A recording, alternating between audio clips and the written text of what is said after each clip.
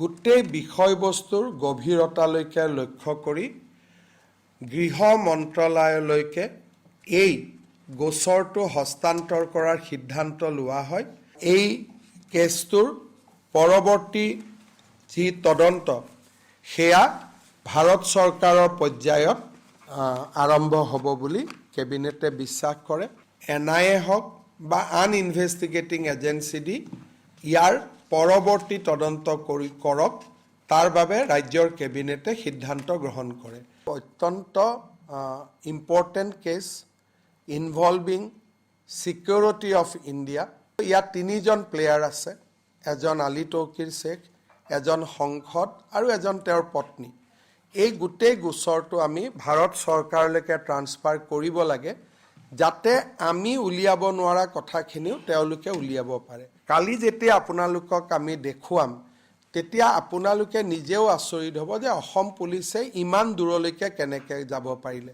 মুখ্যমন্ত্ৰীৰ ঘৰত থকা মানুহ এজন যেতিয়া পাকিস্তান যায় আৰু অসমৰ দৰে ৰাজ্য এখন য'ত নেকি আমি খুব sensitive, Ali Taukir Sheikh and others তেওঁলোকৰ ভাৰত বিৰোধী ঘটনাৱলীৰ সম্পৰ্কত আমি যিখন স্পেচিয়েল ইনভেষ্টিগেশ্যন টীম গঠন কৰি দিছিলোঁ, তাৰ প্ৰতিবেদন আজি কেবিনেটত পুংখানুপুংখভাৱে আলোচনা হয়।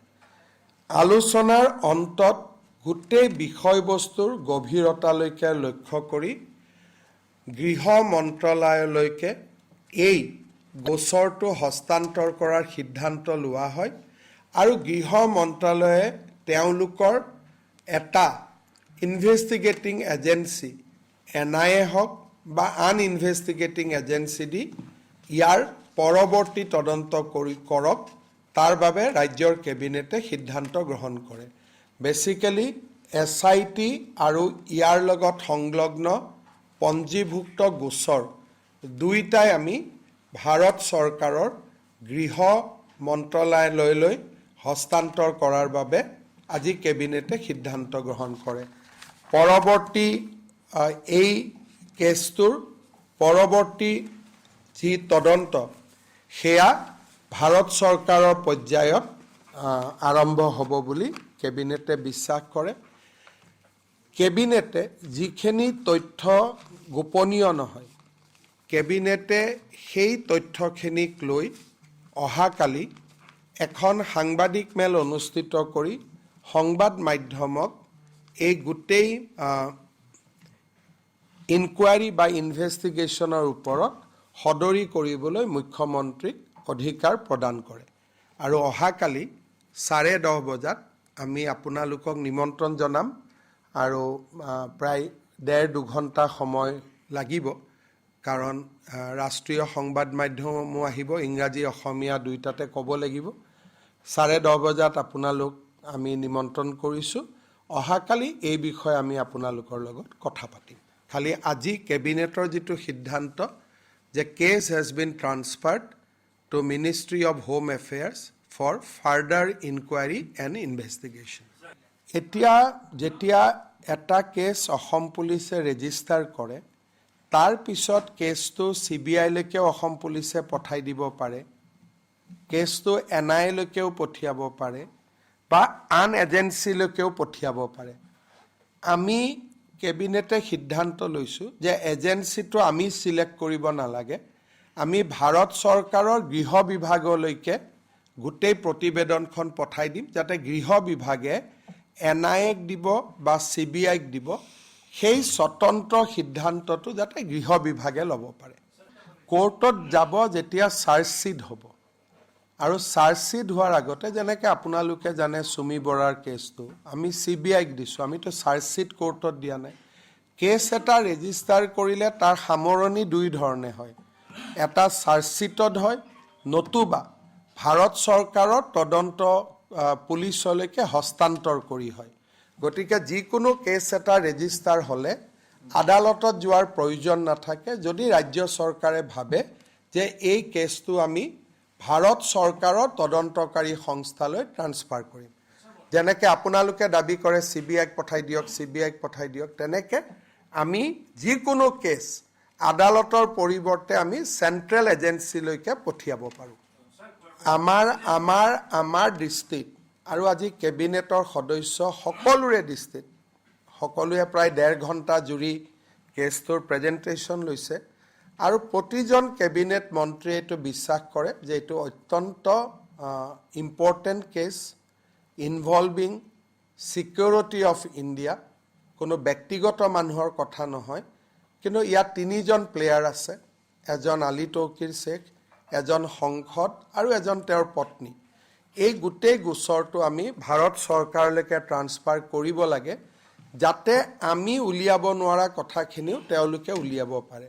যেনেকৈ মই আপোনালোকক কৈছোঁ যে 2012 আৰু 16 চনৰ টেলিফোনিক বা ইলেক্ট্ৰনিক এভিডেন্স অসম চৰকাৰে কালেক্ট কৰিব নোৱাৰে, অকল ভাৰত চৰকাৰে পাৰে।